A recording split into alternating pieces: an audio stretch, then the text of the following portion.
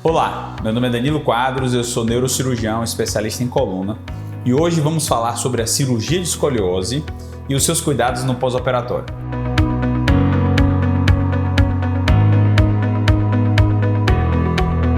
Como eu falei em outro vídeo sobre escoliose que você pode acompanhar aqui no canal, a cirurgia de escoliose é uma exceção feita somente nos casos mais graves, porque é uma cirurgia que também envolve muitos riscos. Eu não posso ser leviano de falar para você que é uma cirurgia simples. A cirurgia de escoliose está entre as mais complexas feitas pelo cirurgião de coluna. E ela envolve vários riscos, como sangramento, a não consolidação do material e inclusive até déficit neurológico. Apesar desses riscos graves estarem associados à cirurgia, hoje é uma cirurgia que é realizada com muita segurança. E isso por inúmeros fatores. Pessoas que fazem cirurgia de escoliose têm equipes que realizam muitas dessas cirurgias e por isso a gente tem resultados muito consistentes. O segundo ponto é que essa cirurgia deve ser feita em um hospital com grande capacidade de absorver, com UTI pediátrica, nos casos dos pacientes mais novos, com boas UTIs, bons médicos intensivistas e uma boa equipe de anestesia. Os materiais que a gente utiliza na cirurgia de escoliose desenvolveram muito nos últimos anos.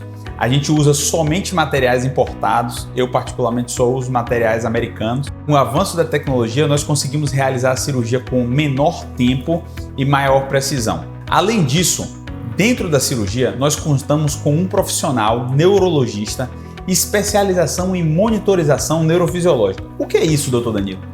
É um neurologista que fica monitorando em tempo real as funções das suas pernas e dos seus braços, a fim de que qualquer alteração mínima que seja, já seja precocemente detectada. Isso evita enormemente o déficit neurológico que pode ocorrer nessa cirurgia, que é um dos maiores riscos. Com o advento dessa técnica de monitorização e a utilização sistemática nas cirurgias, a cirurgia de escoliose passou a se tornar muito mais segura. Então, apesar de ser uma cirurgia grande, com um pós-operatório não tão simples como vou explicar agora, é uma cirurgia hoje que temos excelentes resultados. Grande maioria dos pacientes estão satisfeitíssimos com a realização da cirurgia. E por que eu devo operar, mesmo a cirurgia sendo tão complexa?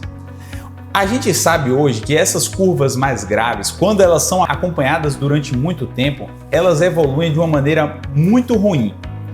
Então, se você tem uma escoliose grave e não trata, isso vai custar um preço muito alto no futuro. Essas curvas elas podem continuar progredindo e elas podem agilizar o surgimento de alterações degenerativas na sua coluna. Além disso, quanto mais velho você fica, mais complexa se torna a cirurgia e mais difícil de realizá-la. É por isso que o atendimento, o segmento e a cirurgia, nos casos bem indicados, elas devem ser realizadas precocemente. E como é o pós-operatório dessa cirurgia? A cirurgia você vai ser feito sobre anestesia geral, você vai ter uma sonda vesical, ou seja, a gente vai passar uma sonda na sua bexiga, para fazer o xixi. Essa sonda é tirada no primeiro dia pós-operatório, quando você estiver na UTI. Às vezes o anestesista quer passar um acesso central, que é um acesso que a gente passa na veia calibrosa do nosso corpo.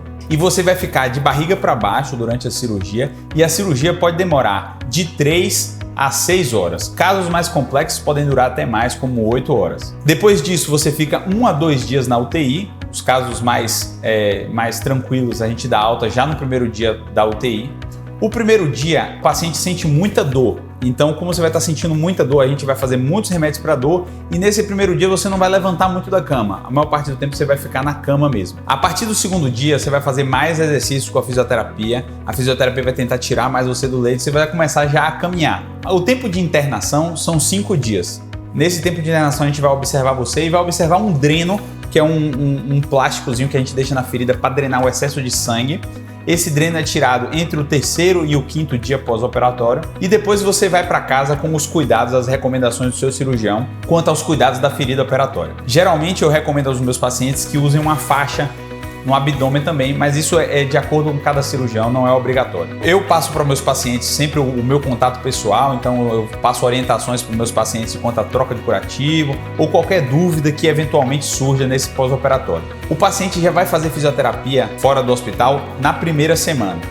Eu recomendo que o paciente volte às aulas ou ao trabalho entre 20 e 30 dias após a cirurgia. Depois desse período de 30 dias, o paciente eu já libero para fazer atividades físicas leves, né, como uma musculação leve com orientação e exercícios sem grande esforço e sem contato. Exercícios mais intensos, uma musculação mais vigorosa ou exercício de contato, a gente só libera de acordo com o segmento no pós-operatório, mas geralmente é a partir de 3 meses, quando há uma consolidação dessa artrodese, ou seja, a gente fixa a coluna, mas o osso ele tem que crescer.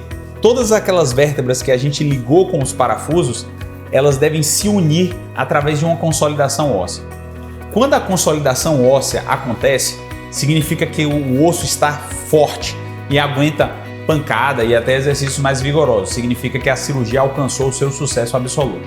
Se você tem mais dúvidas sobre escoliose, não deixe de acompanhar a gente aqui no YouTube, porque eventualmente nós fazemos novos vídeos. Inclusive no meu canal você pode acompanhar um vídeo que eu explico sobre o que é escoliose e qual é o tratamento conservador que deve ser feito e quais são os casos que precisam de cirurgia. Se você gosta desse conteúdo, não se esqueça de se inscrever aqui no canal e ativa o sininho de notificações. Te vejo na próxima.